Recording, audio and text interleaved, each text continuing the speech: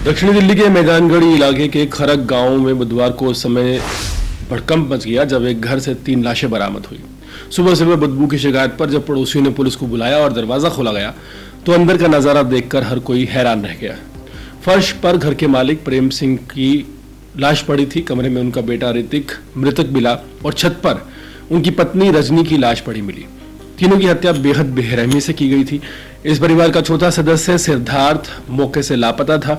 उसकी उम्र तकरीबन 22 साल बताई जा रही है। पड़ोसियों के मुताबिक उसकी मानसिक हालत काफी ज्यादा खराब थी और उसका इलाज चल रहा था। वो नशे का आदी था और आए दिन इसको लेकर घर में झगड़े होते थे।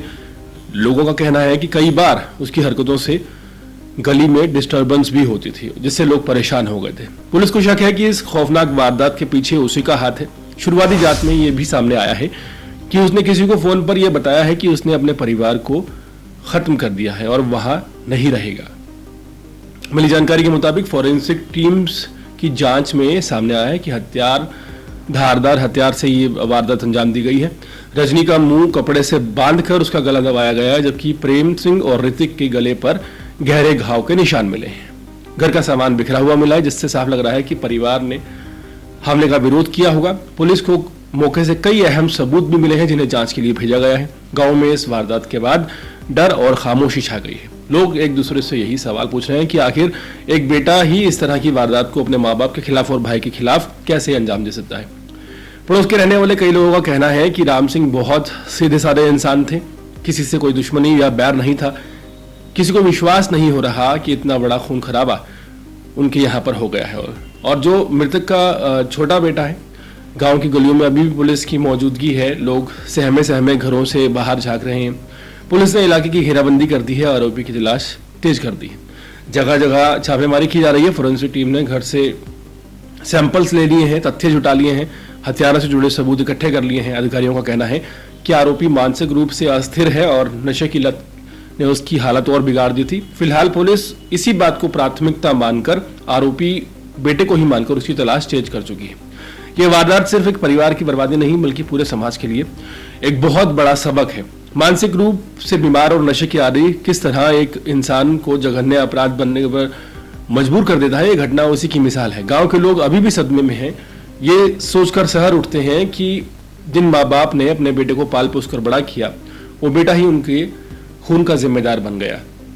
हैरानी की बात यह है कि जो दावे किए जा रहे हैं कि जिस तरह से नशे का आदी एक घर का बेटा था जिसकी उम्र तकरीबन 22 से 23 साल की थी, उसी ने अपने भाई को भी मार दिया और अपने माँ बाप को ही मार दिया, ऐसी थ्योरी शुरुआत में सामने आ रही है। हालांकि पुलिस हर एंगल से जांच कर रही है।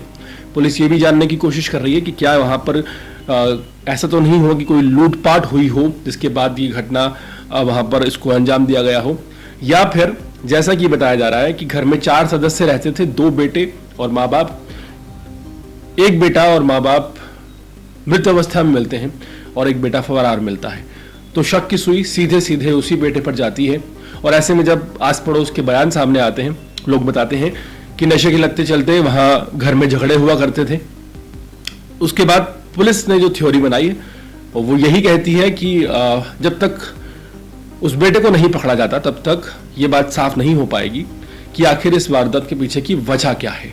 हाल फिलहाल दिल्ली में जिस तरह से ये ट्रिपल मर्डर की घटना सामने आई है, इसने एक बार फिर से दिल्ली वालों को चौंका दिया है कि दक्षिणी दिल्ली में जिस तरह से मैदानगढ़ी इलाके में ये वारदात हुई है, काफी ज्यादा हैरान करने वाली है। एक ही घर के 3 सदस्य, जिनमें घर के मालिक, उनकी बीवी, उनका एक बेटा मृत पाए गए हैं और एक बेटा लापता है।